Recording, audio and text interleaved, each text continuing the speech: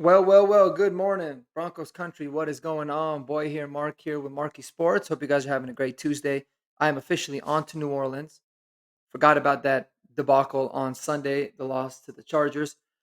But I wanted to discuss a couple things. I think the Broncos are in a unique position now. I don't think they're going to ultimately be buyers or sellers before the deadline, but we're going to play a hypothetical and say if they were to be buyers, who are some potential trade targets that make a lot of sense for this team, not just for this season, but moving forward.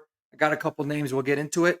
But before then, guys, if it's your first time on the channel, welcome. I appreciate you guys tuning in. If you love Denver sports, Broncos, Avs, Nuggets, and fantasy football itself, smash that subscribe button.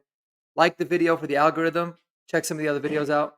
Appreciate it in advance as my dog is sitting here gagging something up. All right, guys, let's get into it. So, I just want to discuss a few different names, a couple different players that I've been kind of thinking about that would make sense for the Broncos to potentially look at making trade targets. Now, these are names that not only do I think fit for the team in terms of improving us for this season, but certainly for the future because it is about developing, and that is what we are currently in is a state of a rebuild.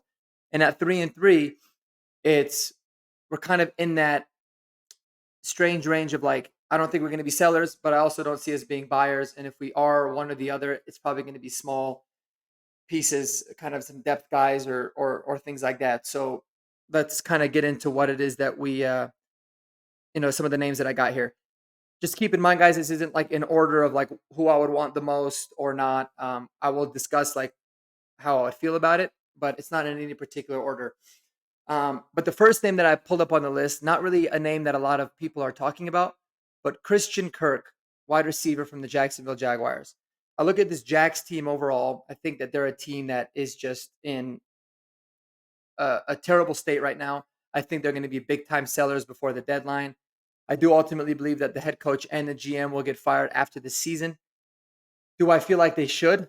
That's a whole nother topic. But I think that they are a team that is in turmoil right now and is looking to be able to get rid of some guys on their team that could be taking up a lot of cap space or just be able to get some assets to be able to rebuild this thing, especially with a GM that I think is ultimately going to be taken uh, out of there. So Christian Kirk, guys, he's somebody that I think is an incredibly underrated player.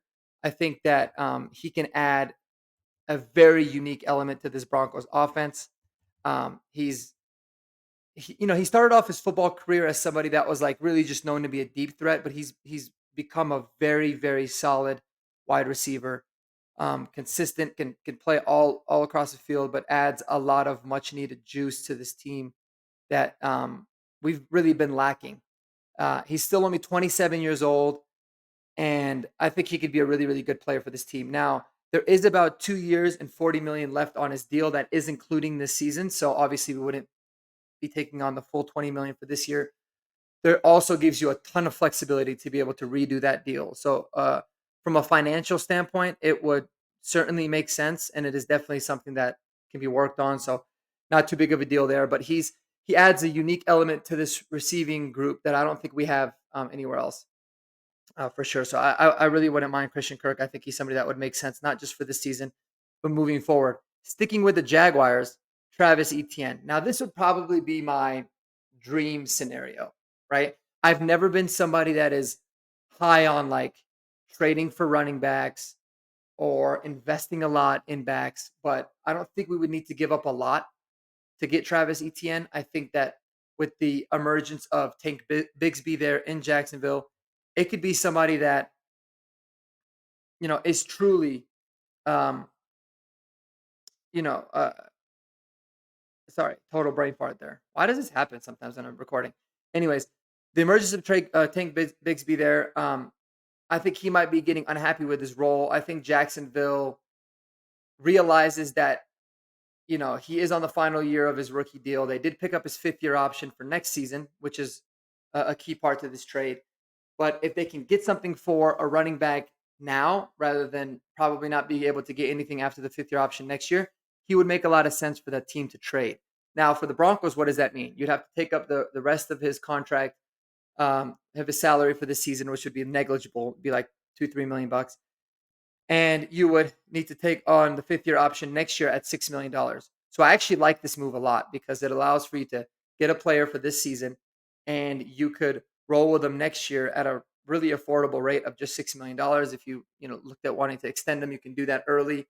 But he's a good running back that's still in his prime at just 25 years old. He can get you 2 to 3 really productive seasons at a very manageable cost. Additionally, this is a running back that makes the most amount of sense for a Sean Payton offense. Resembles Alvin Kamara a lot from a skill set standpoint. He can catch the hell out of the ball. He's extremely explosive, and he is by far and away, not even close, the best running back on this roster, and it wouldn't even be something that would be debatable. So he adds an element to this offense that we're greatly missing, and I think would make a lot of sense. I would love exploring the possibility of trading with Travis Etienne. What's nice about him too is regardless of if you're in a rebuild like we are or you're a team that's contending, he's somebody that makes a lot of sense. He could bolster and help Bo Nix in a lot of different ways, but he can help us win games now, but be a really, really good player in the future without risking too many assets and too much financial commitment compensation there.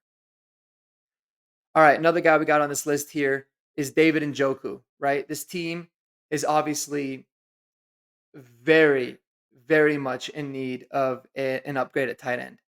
The Cleveland Browns have, you know, controlled the cap and put themselves in a financial situation that is kind of almost mind blowing how bad they've managed just everything in that franchise. They desperately need to get some money off of the books. They desperately need some more assets to be able to somehow, some way build up this team as they work through needing to pay the worst contract in NFL history in terms of what they gave Deshaun Watson. There's just a lot of guys that a lot of things that this team needs to do, and I think a lot of guys that they need to get rid of. Amari Cooper being one, I don't think that he makes sense here. But David Njoku being another one that I think could make a ton of sense for this team. He's a very good player. He is owed about $20 million currently on the cap in 2025. Now, not all of that is guaranteed. And in addition to that, just 27 years old, you can look at being able to, you know, extend and manipulate that contract a little bit. So he's somebody that you can certainly trade for, and finding a new deal that would make sense for the team and for everything would be easy to do. He could be a part of this team for the next 2 to 3 years. And I think he's a very, very good player, especially when he's healthy. He's proven that he can be solid. He's a good blocker, phenomenal receiver, good red zone threat. Another example of somebody that's an immediate upgrade in terms of the um, tight end position for this team. All right. The fourth guy is the one that I would probably favor the least for a couple different reasons, and that's T. Higgins. Now, T. Higgins, in my opinion, is one of the better wide receivers in the NFL. I think he's an absolute stud. I think he's an immediate wide receiver one on this football team. The reason that I think he's probably my last choice of all the names here is because it would require not only a pretty decent draft compensation, but it would require an entirely new deal. Could be a pretty hefty one. And I just don't think the Broncos currently, as it states, are in a position where it makes sense to make that commitment to a receiver like T. Higgins. Now, obviously, you could look at it and say, okay, for next year, you would have T. Higgins on a long term deal. You would get rid of Sutton. You would go that way, and T. Higgins would be a wide receiver one. So, from that sense, it could potentially make some sense. But I don't know if other teams are going to be looking to trade for T. Higgins. I don't think that the Bengals have any interest in trading him this season, anyways. So, I think the Broncos are better off waiting and seeing if we can sign him in the offseason, as we will have a little bit of flexibility from a financial standpoint next year. Um, and we need to revamp this room in its entirety. So I'd rather get the revamping done.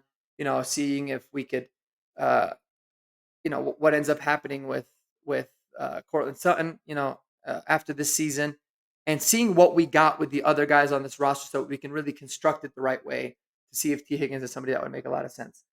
But I just put him on this list because I know he's been coming up in a lot of trade rumors. I think he's a phenomenal player. I really would love to add him to this team, but it would have to be in a more constructive way to make it clear as to what exactly is happening in terms of this wide receiver room overall. But um, I want to know your thoughts on him and the first four names that I listed.